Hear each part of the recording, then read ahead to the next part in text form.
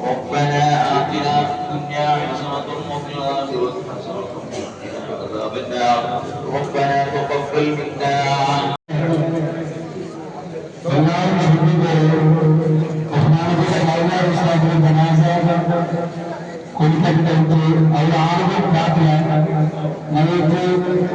जमात सामने जमात सामने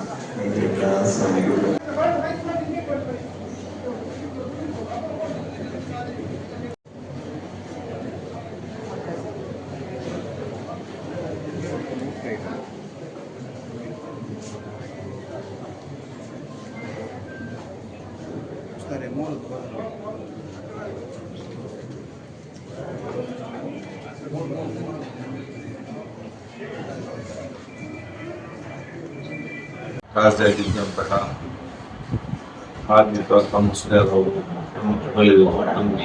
ವಿಚಾರ ಇವತ್ತು ಅತ್ಯುತ್ತಮವಾದ ಸಮಾಜಕ್ಕೆ ಸೌಹಾರ್ದ ವಾತಾವರಣಕ್ಕೆ ಮತ್ತು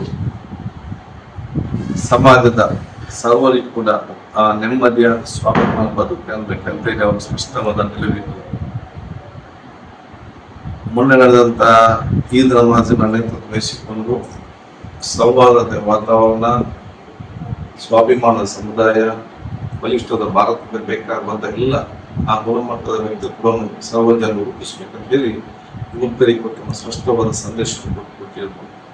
ಅಂತ ಒಂದು ಮಹಾ ವ್ಯಕ್ತಿ ನಮ್ಮ ಮತ್ತೆ ಇಲ್ಲದಿರುವುದು ನಮಗೆಲ್ಲರಿಗೂ ನೋವಿನ ವಿಚಾರ. ಅದು ಅವರ ವ್ಯಕ್ತಿತ್ವ, ಅವರ ಸಂದೇಶ ನಮ್ಮಲ್ಲಿದೆ, ಅದನ್ನು ಖಂಡಿತವಾಗಿ ಮುಂದುವರಿಸಿಕೊಂಡು ಮಾಡ್ತೇವೆ. ಈ ಒಂದು ಸಂದರ್ಭದಲ್ಲಿ ಅವರ ಅನುಭವ ನೋವನ್ನು ಕಳೆಯುವಂತ ಶಕ್ತಿ ಸರ್ವಶಕ್ತನಾದ ಕಾಲ ಇವತ್ತು ಕುಟುಂಬಸ್ಥರಿಗೆ, ನಮಗೆ, ಅವರ ವರ್ಗದವರಿಗೆ ಎಲ್ಲರಿಗೂ ಅವಕಾಶಗಳು ಆಗಲಿ. ಬಹುಶಃ ಅವರನ್ನು ನಾವೆಲ್ಲ ಇವತ್ತು ಪ್ರಾರ್ಥಿಸ್ತೇವೆ ಹೇಳಿಕೊಂಡು